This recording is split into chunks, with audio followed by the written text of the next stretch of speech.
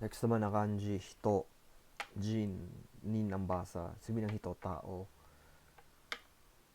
Lagi to kasi mga grade 1 na kanji, lahat ano, nakikita lagi. Ginagamit sa everyday, makikita yung kanji na yun.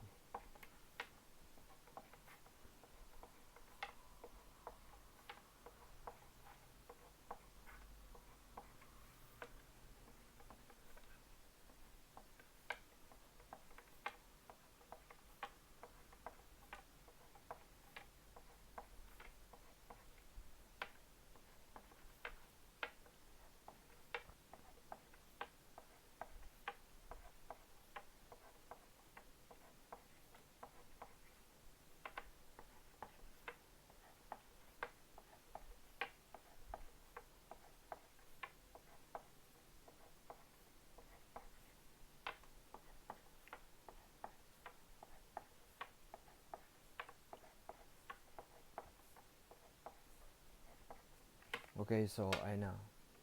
Ito yung hito, madali lang isulat. Parang kabalik mag sa Hairu, pag ganyan yung sulat, di ba?